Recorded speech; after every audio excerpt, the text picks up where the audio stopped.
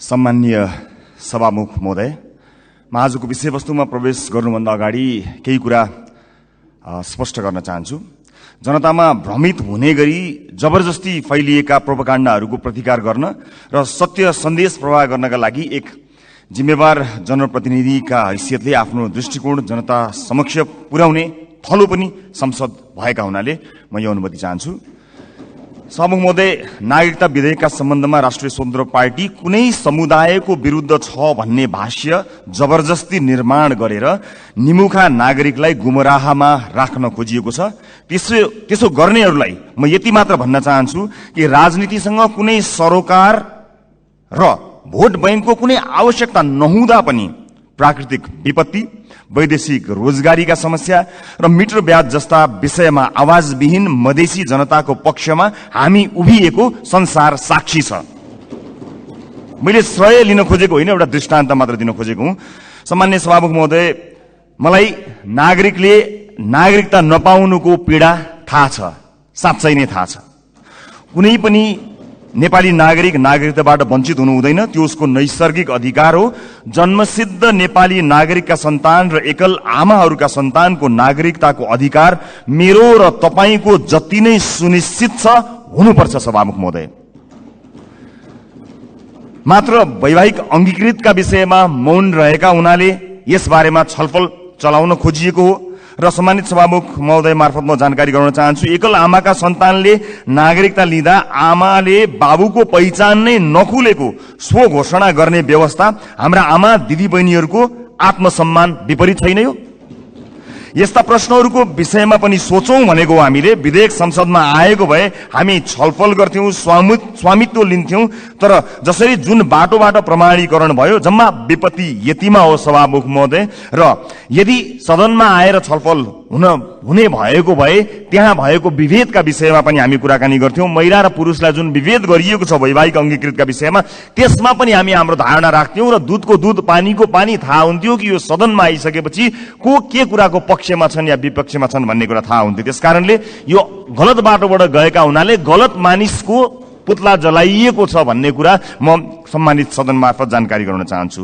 र अर्को महत्वपूर्ण कुरा सम्मानित सभामुख मार्फत भन्न चाहन्छु कि हामीले पार्लियामेन्टको डिग्निटी राख्नलाई कहीँ कतै चुकिरहेका त छैनौं, यस बारेमा पनि अलिकति ध्यान आकर्षण गराउन चाहन्छु। सभामुख महोदय, जस्ता जस्ता विषयहरूमा हामीले छलफल गर्यौं, हामी नयाँ राजनीतिक दलका हिसाबमा, चाहे ती हाम्रा पक्षबाट आएका हुन् या अन्य राजनीतिक दलबाट आएका विषयहरू, हामी काहीँ न काहीँ लज्जित भएका छौं। यो सदन भैँसी राँगाको विषयमा गफ गरेर यदि 5 वर्ष बिताउने हो भने हामीले गोबर बाहेक केही पनि प्राप्त गर्न सक्दैनौं। हामी आत्मआलोचना गर्न चाहन्छौं। हाम्रा दलबाट पनि भएका कमी कमजोरीलाई आत्मआलोचना गर्न चाहन्छौं र नयाँ राजनीतिक दलका रूपमा हामी एउटा नयाँ अभ्यास लिएर आएका छौं। हामीले आज बजेटमा कुराकानी गरिरहँदा, राष्ट्रका महत्वपूर्ण मुद्दामा कुराकानी गरिरहँदा आम सर्वसाधारणमा संसदबाट गएको सन्देश राम्रो सन्देश गएको छैन। म आफ्नो भागको ब्लेम, आफ्नो भागमा परेको जुन दुःख छ त्यो आफ्नो जिम्मेवार हुन चाहन्छु र आफ्नो राजनीतिक दलका तर्फबाट गत केही दिनहरूमा भएका बहसहरू अलिकति अमर्यादित भएकोमा क्षमा याचना पनि गर्न चाहन्छु। सम्मान्य सभामुख महोदय, म अब विषयवस्तुमा प्रवेश गर्न चाहन्छु। आगामी आर्थिक वर्ष 80-81 का लागि सरकारले गत 1 महिनामा विनियोजन विधेयकका प्राथमिकता, त्यसपछि नीति तथा कार्यक्रम अनि अहिले बजेट बारेमा बजेट प्रस्तुत गरेको छ। यी कार्यक्रमहरू हेर्दा मनमा एउटा प्रश्न जन्मिएको छ। सभामुख महोदय, सरकारले प्रस्तुत गरेको यो विनियोजन विधेयकका प्राथमिकता, नीति तथा कार्यक्रम र बजेट एउटै सरकारले ल्याएर आएको हो कि फरक फरक सरकारको पालामा आएको भन्ने कुरामा म चाहिँ अलिकति दोधारमा परेको छु। किनभने यी कार्यक्रमहरू बीच तालमेल कहीँ कतै भेटिएको छैन। यस बारेमा छुट्टै बहस गरौँला। तर अहिले म बजेटमा केन्द्रित भई केही कुराहरू राख्न चाहन्छु। सम्मान्य सभामुख महोदय, एउटा उदाहरण मात्र म यहाँ प्रस्तुत गर्न चाहन्छु। मान्नुहोस् कुनै एउटा परिवार छ, त्यो परिवार का 4 सदस्यले कमाउँछन्। एकजना सरकारी जागिरे छ भन्ठान्नुहोस्, एकजना कृषि कार्य गर्छ, एउटा खुद्रा पसल चलाउँछ, अर्को एउटा वैदेशिक रोजगारीमा जान्छ। त्यस परिवारको घरमुलीले आउने वर्ष हाम्रो प्रत्येक सदस्यको आम्दानी एउटा 5% भनौँ न, 5%ले बढ्छ भनेर हिसाब देखायो भने कसरी पत्याउने? घरमूल्य हिसाब देखाए जस्तो सबैको आम्दानीको वृद्धि दर एउटै कसरी हुन सक्छ? सभामुख महोदय, जस्तै सरकारले दिने पारिश्रमिकको कुरा त्यसको वृद्धि दर सरकारले निर्धारण गर्छ। व्यापारबाट हुने आम्दानीको त्यसको चाहिँ बजारको व्यवस्थापनले निर्धारण गर्छ। वैदेशिक रोजगारीमा हुने कुरा रोजगारदातामा भर पर्छ, श्रमको माग अनुसार भर पर्छ, ती देशको नीतिले निर्धारण गर्छ। कृषिबाट हुने आम्दानी, उत्पादनको अवस्था, बिक्री मूल्यहरूले निर्धारण गर्छन्। मैले दृष्टान्त दिएको घरमूलीको त्यो 5% को बेसुरा अनुमानको उदाहरण हाम्रो अर्थमन्त्रीज्यूको अनुमानसँग ठ्याक्कै मिल्छ कि भन्ने मलाई लागेको छ। यो बजेटमा माननीय अर्थमन्त्रीज्यूले चालु आर्थिक वर्षको जम्मा राजस्वको संशोधित अनुमान भन्दा आगामी आर्थिक वर्ष चाहिँ 24.37% ले राजस्वको वृद्धि हुने अनुमान गर्नुभएको छ। यो अंक याद गर्नुहोला माननीय सदस्यहरू, 24.37। यस बजेटमा माननीय अर्थमन्त्रीज्यूले राजस्वका 90 वटा शीर्षकहरूमध्ये 68 वटा शीर्षकहरूबाट प्राप्त हुने राजस्वको मूल्य दर 24.37% नै हुन्छ भन्ने अनुमान गर्नुभएको छ। साथै राजस्वका मुख्य आधारहरू जस्तै कर, गैर करको दुवैको वृद्धि दर पनि 24.37% अनुमान गर्नुभएको छ। त्यसैगरी करका स्रोतहरूमा आय, मुनाफा तथा पुँजीगत लाभमा लाग्ने कर, वस्तु तथा सेवामा आधारित कर र वैदेशिक व्यापारमा लाग्ने कर सबैको वृद्धि दर 24.37% हुन्छ भन्ने अनुमान गर्नुभएको छ। सम्माननीय सभामुख महोदय, होलसेलमा गरिएको यस्तो अनुमानबाट यो पुष्टि हुन्छ कि यो बजेटको लेखन एउटा झाडा टार्ने काम र एउटा गैर जिम्मेवारी काम भएको अथवा हेलचेक्राइपूर्ण ढंगबाट गरिएको हो कि भन्ने आशंका गर्ने प्रशस्त ठाउँहरू रहेको छ। यद्यपि यो रेभिन्यू फोरकास्टरको रूपमा म आफूलाई प्रस्तुत गरिरहेको छैन र यो रेभिन्यू फोरकास्टिङको विज्ञ पनि म होइन, तर यसरी यो कुनै एउटा कम्प्युटरमा एउटा एक्सेल सिटमा चालु आर्थिक वर्षको अंक राखेर त्यसमा चाहिँ 24.37% जोडेर राजस्व वृद्धिको अनुमान यो चाहिँ जो कोहीले पनि गर्न सक्ने म देख्दछु। फेरि पनि म जोड लगाउँछु कि म रेभिन्यू फोरकास्टिङको विज्ञ चाहिँ होइन। यस्तो हचुवाको भरमा अनुमानित बजेट प्रस्तुत गर्नलाई विद्वान अर्थमन्त्री अथवा विद्वान अर्थ मन्त्रालयका उच्च पदस्थ अधिकारीहरूको आवश्यकता पर्दैन भन्नका लागि चाहिँ रेभिन्यू फोरकास्टर हुनु पर्दैन भन्ने मलाई लाग्दछ। सभामुख महोदय, मैले नेपालको विगत केही वर्षको राजस्व, कर र गैर करका वृद्धि दर पनि हेरेको छु, जसमा कुनै पनि वर्ष हाम्रो राजस्वको वृद्धि दर, करको वृद्धि दर र गैर करको वृद्धि दर समान छँदै छैन। सभामुख महोदय, बजेट निर्माण प्रक्रियामा राजस्वको अनुमान नै यस्तो प्रमुख आधार स्तम्भ हो जसको आधारमा विभिन्न क्षेत्रमा गरिने खर्च तय गरिन्छ। चालु आर्थिक वर्षको प्रक्षेपित राजस्व करिब 14 खर्ब उठ्न नसक्ने भई संशोधित अनुमान करिब 11 खर्बमा झार्नु परेको यो विषम अवस्थामा अर्थमन्त्रीज्यूले आगामी आर्थिक वर्षको बजेट प्रस्तुत गरिरहँदा जम्मा राजस्वको करिब 93% भन्दा बढी उठ्ने अनुमान गरिएको राजस्वका शीर्षकहरूबाट प्राप्त हुने राजस्वको वृद्धि दर एउटै 24.37% हुने अनौठो अनुमानले हामीलाई कहाँ पुर्याउने हो भन्ने एउटा ठूलो प्रश्न खडा भएको छ।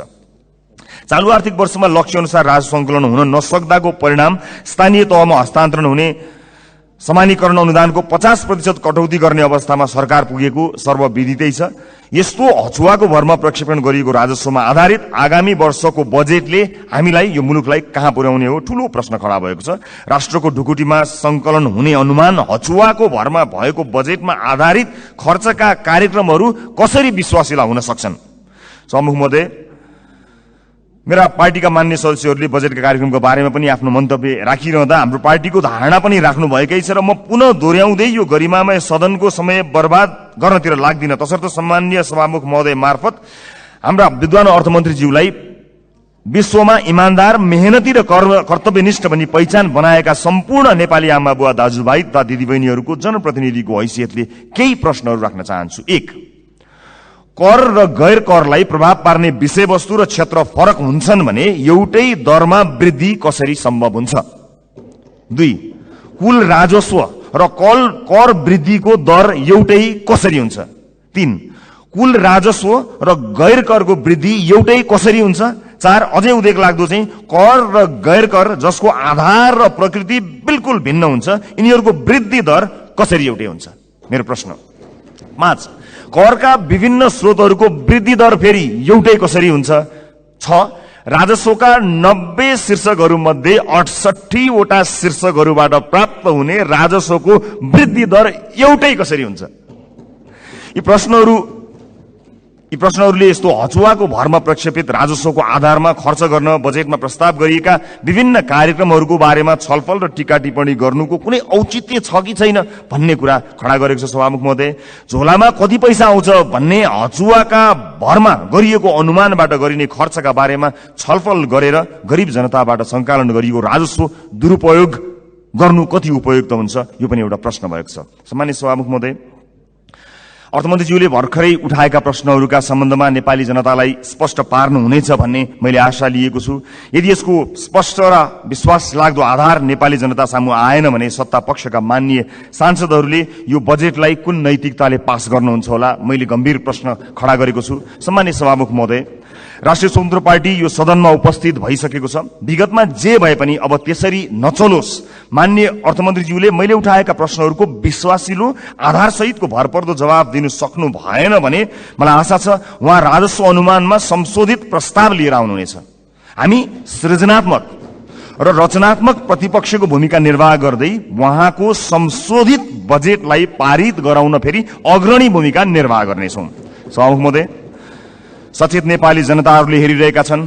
बहुमतको आधारमा यस्तो हचुवाको भरमा अनुमान गरिएको राजस्वमा आधारित बजेटलाई पास गरेर अघि जाने हो भने यसको जिम्मेवारी पास गर्नुहुने सम्पूर्ण माननीयज्यूहरूले लिनुपर्नेछ। गल्ती हुन सक्छन्, त्यसलाई सच्याएर अघि बढ्नु इमान्दारिता र महानता हो।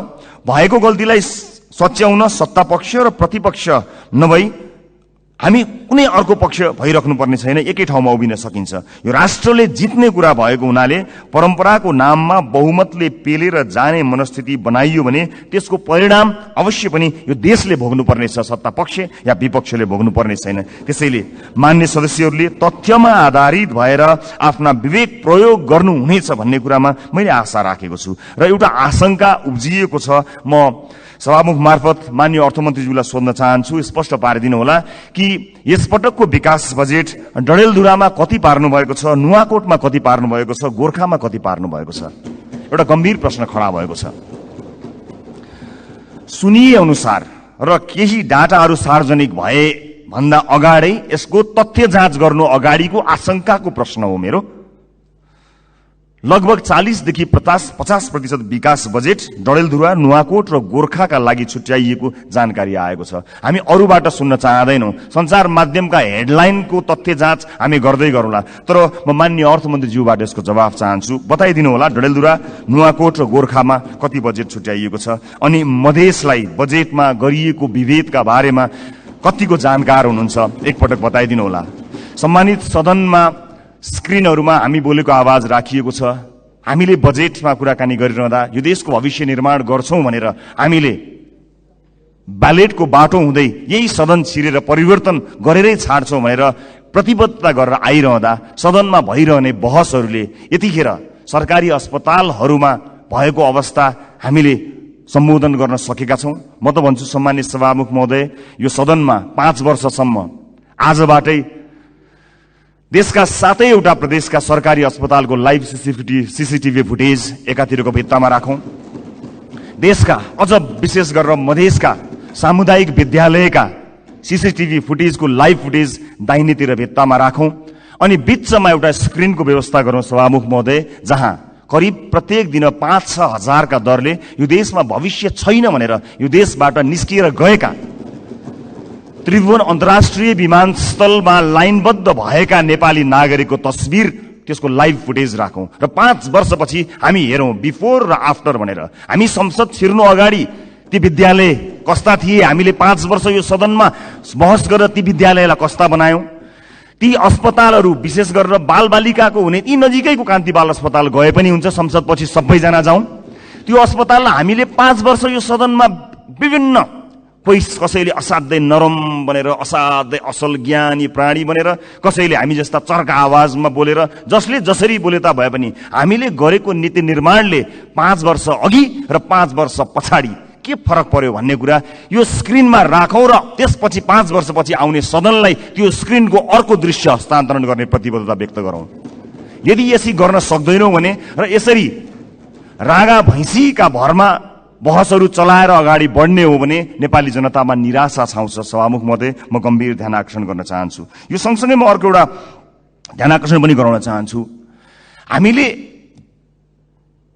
बनाउने कानूनहरूका आधारमा र अझ विशेष गरेर हामीले छुट्याएको प्राथमिकताहरूका आधारमा जनजीविकामा प्रभाव पर्नुपर्ने हुन्छ, हाम्रो जीवनमा प्रभाव पार्ने होइन।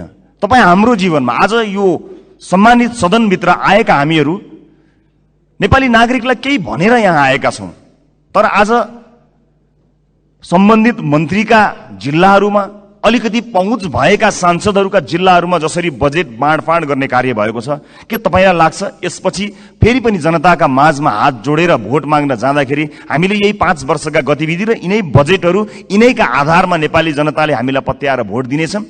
दिने छैनन्। यदि नेपाली जनताले विवेक प्रयोग गरे भने दिने छैनन्। र जुन किसिमको बहस सम्मानित सदनमा केही दिन अगाडि भयो, त्यो बहस यदि निरन्तरता हुने हो भने सम्मानित सभामुख महोदय मार्फत भन्न चाहन्छु, म चाहिँ नेपाली जनतालाई अनुहार देखाउने हैसियतको रहने छैन। त्यसकारणले यो सदनमा हुने बहस अत्यन्त महत्त्वपूर्ण बनोस्, यहाँ हुने सरसल्लाहहरू महत्त्वपूर्ण बनुन् भन्ने कुराको ध्यान आकर्षण गराउन चाहन्छु र आफ्ना दलका तर्फबाट म यसको प्रतिबद्धता पनि व्यक्त गर्न चाहन्छु। सञ्चार माध्यममा आएका विषयलाई लिएर नै हामी कहिलेकाहीँ सदन अवरुद्ध पनि गर्दा रहेछौँ, त्यसको फ्याक्ट चेक गर्नु पनि महत्त्वपूर्ण हुने रहेछ। मैले निर्ममतापूर्वक भन्नै पर्छ, केही, सबै होइनन्, केही सञ्चार माध्यमहरूमा कयौं व्यापारी व्यवसायीहरूले लगानी या विज्ञापनबाट प्रभाव पारेका छन्। यो सत्य हो। बोल्न धेरैजना किन डराउनुहुन्छ भने ती सञ्चार माध्यमहरूले गलत लेखिदिँदा आफ्नो छवि बिग्रन्छ भन्ने डरले कयौं मान्यहरू बोल्नुहुन्न, तर त्यसो भन्न मिल्दैन।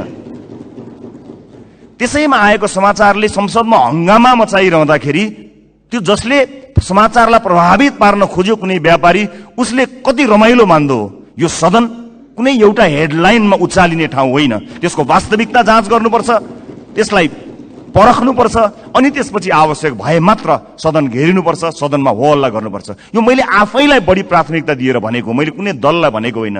हाम्रो दल पनि यसमा सहभागी छ। त्यसकारणले हामी केही नयाँ गरौँ भनेर आएका दलहरू हामी पुरानै शैलीमा गयौँ र हामी पनि त्यही रोगमा लाग्यौँ भने मैले अघि भने जस्तै हामीले प्राप्त गर्ने भनेको यी गाई र भैँसीका अथवा भैँसी र रागोका कुराकानी गर्यौं भने अन्त्यमा हामीले प्राप्त गर्ने भनेको त्यो गोबर बाहेक केही पनि होइन। मैले सम्मानित सदनलाई यो कुरा जानकारी गराउनै पर्नेछ। सम्मानित सभामुख महोदय, यस सदनमा हामीले नेपाली जनताका लागि नीतिहरू बनाइरहँदा र विशेष गरेर बजेटमा प्राथमिकताहरू छुट्याइरहँदा हामीले छुट्याएको प्राथमिकताले आम नागरिकको जीवनलाई छुन सकेनछ भने, आम नागरिकको दैनिकीलाई प्रभाव पार्न सकेन भने हाम्रो लागि त्यो दुर्भाग्यको विषय हुन्छ। सरकारले विदेशमा रहेका नागरिकका लागि पनि अब भोटिङ राइट्स दिने, विदेशमा रहेका नेपाली नागरिकले पनि भोट हाल्न पाउने अधिकारको सुनिश्चितता गर्ने भनेर भन्यो। तर कहाँ छुट्याउनु भयो अर्थमन्त्रीज्यू बजेट? त्यसका लागि लगत सङ्कलन गर्न जानु पर्ला, निर्वाचन आयोग विदेशमा रहेका नेपालीहरूको बारेमा जानकारी लिन जानुपर्छ। त्यसका लागि कहाँ कतै मैले बजेटमा कतै मैले देखिनँ कि, मलाई क्षमा गर्नुहोला, तर त्यसलाई तपाईँले भन्नलाई त भनिदिनु भयो होला, तर प्राथमिकतामा राख्नु भएन। हामी फेरि पनि भन्न चाहन्छौँ, यो देशमा भविष्य नदेखेर विभिन्न कुरीतिका कारणले, हामीले भोग्नु परेका व्यतिथिका कारणले मुलुकमै केही गरी खाउँ भन्ने अवसर नपाएर बाध्य भएर विदेश बसेका नेपालीहरूले आफ्नो देशको भविष्य छान्न पाउनुपर्छ, भोट हाल्न पाउनुपर्छ।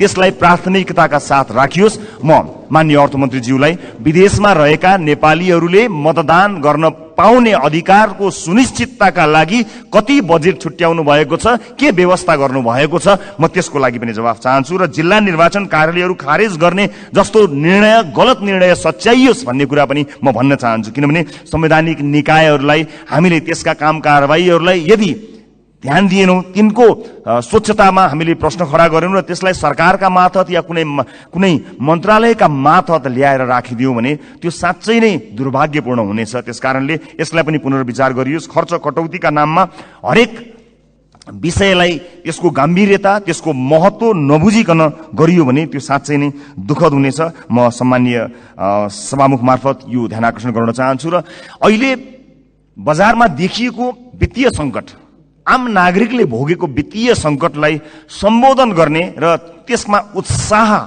छर्ने किसिमका कुनै पनि कार्यक्रमहरू हामीले देख्न सकेनौँ। आज एकपछि अर्को सटरहरू बन्द भएका छन्।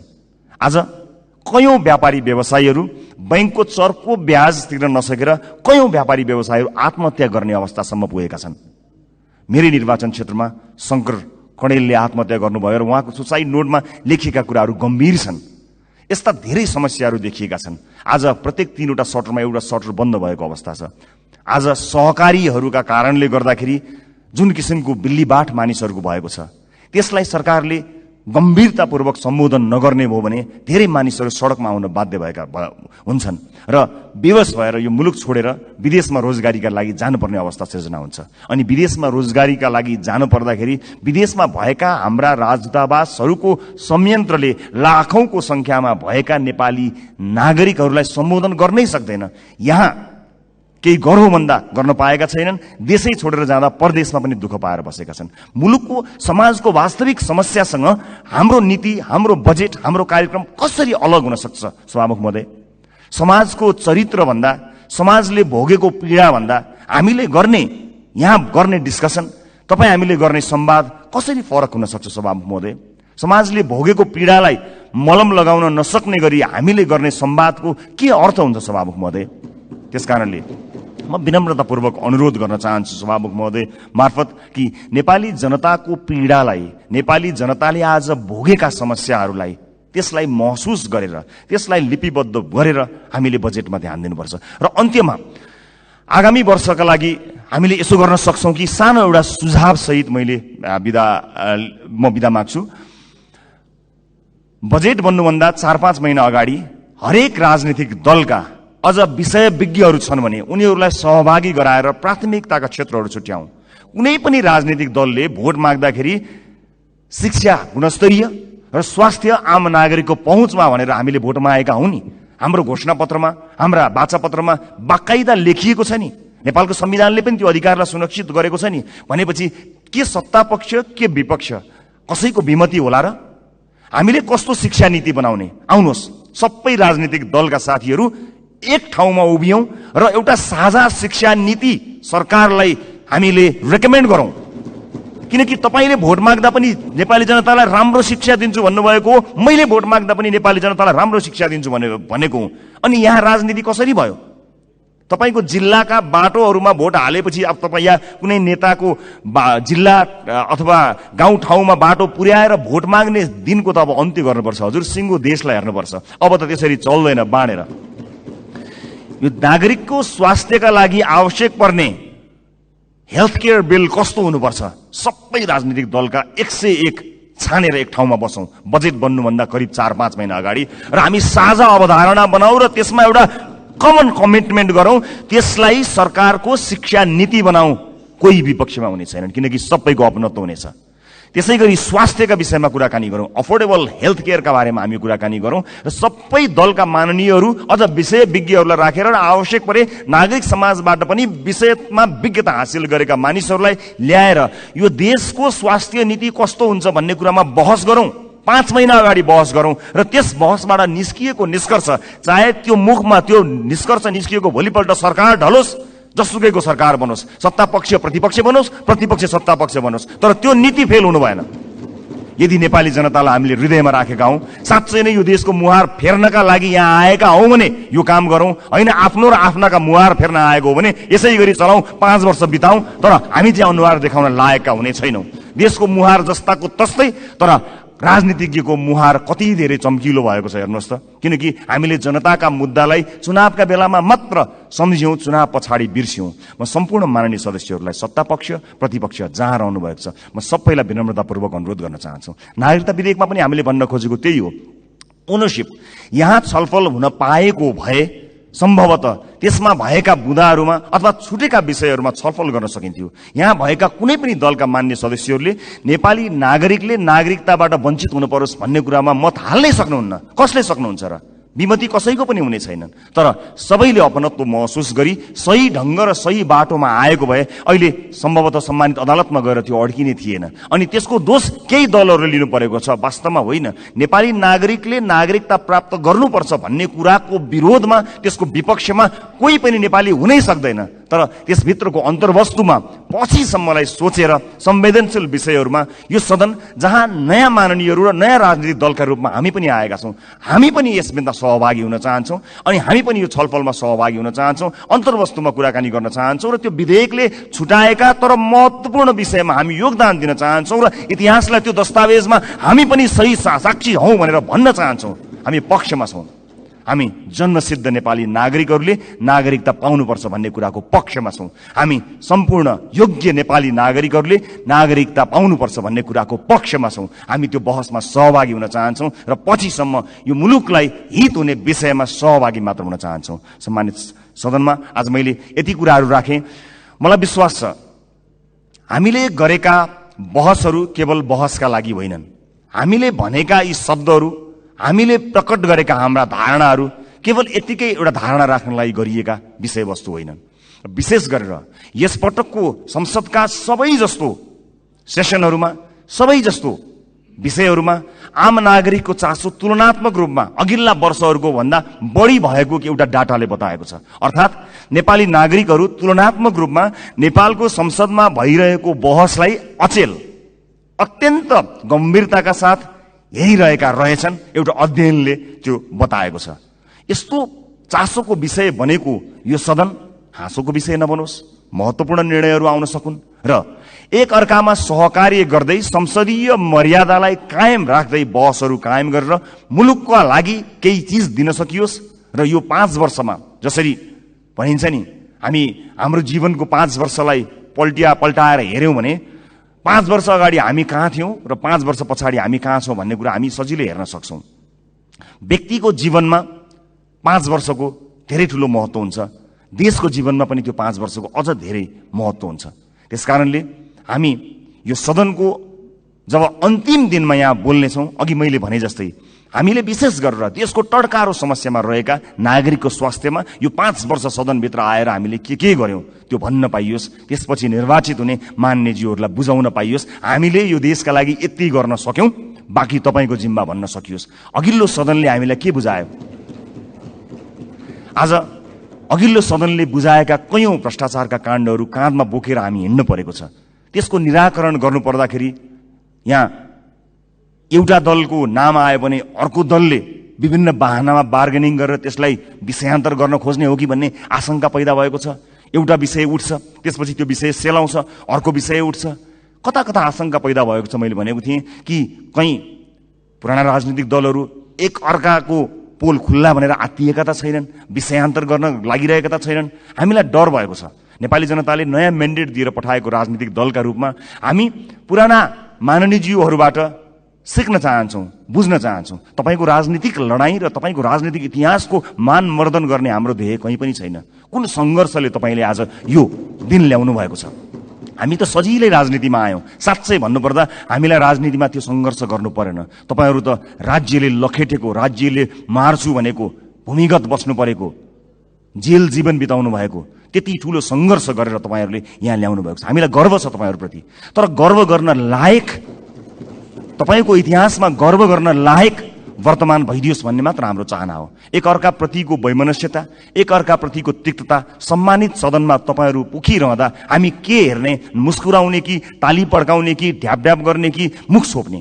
त्यस्तो अवस्था हामीलाई सृजना नगरिदिनु होला। किनकि नेपालको राजनीतिमा तपाईँले दिनुभएको योगदानको हामी कदर गर्न चाहन्छौँ। हामी त्यो पुस्ता बन्न चाहन्छौँ जो अघिल्लो पुस्ताले गरेको राजनीतिक योगदानको उच्च मूल्याङ्कन गर्न सकोस्।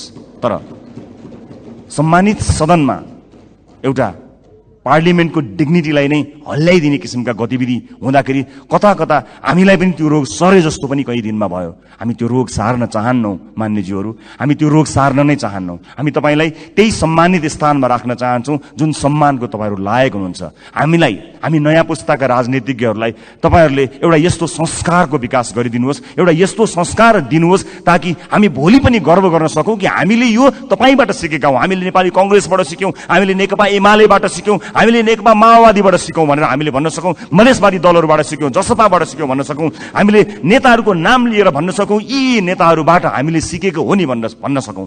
तर हामीले, माफ गर्नु होला, म क्षमा चाहन्छु, पछिल्ला केही गतिविधिहरूलाई हेर्दा हामीले चाहिँ उल्टो कुरा सिक्छौँ कि हामीलाई पो त्यो रोग सर्छ कि भन्ने डर पैदा भएको छ। म सभामुख मार्फत सम्मानित सदनलाई यति भन्न चाहन्छु कि नीति कार्यक्रमहरू भन्दा, कानूनहरू भन्दा र बजेटहरू भन्दा नेपाली जनतालाई मूलधारमा राखियोस्, देशको वर्तमान समस्यालाई मूलधारमा राखियोस्। वैदेशिक रोजगारीले गाँजेको यो देश यसका मूल समस्याहरूलाई मध्यनजर नराखिकन त्यसलाई नजरअन्दाज गरेर आँखा चिम्लिएर कहीँ पनि पुग्न सकिँदैन। त्यसकारणले नागरिकको स्वास्थ्य, नागरिकको शिक्षा र सामाजिक न्यायका पक्षमा उभिन सक्ने बनोस् बजेट, यही भन्न चाहन्छु। र म जाँदा जाँदै सभामुख महोदय, मैले अघि एउटै दर रेट भएको यो डकुमेन्ट म शीर्ष नेताहरूलाई म उपलब्ध गराउन चाहन्छु। यसले देखाउनेछ 24.37% जुन मैले डाटा प्रस्तुत गरेँ त्यो म अझ स्पष्ट हुने गरी एक-एकवटा प्रमुख राजनीतिक दल र अर्थमन्त्रीज्यूलाई जाँदा जाँदै हस्तान्तरण गर्नेछु। हस्, धन्यवाद, नमस्कार। मान्य सदस्य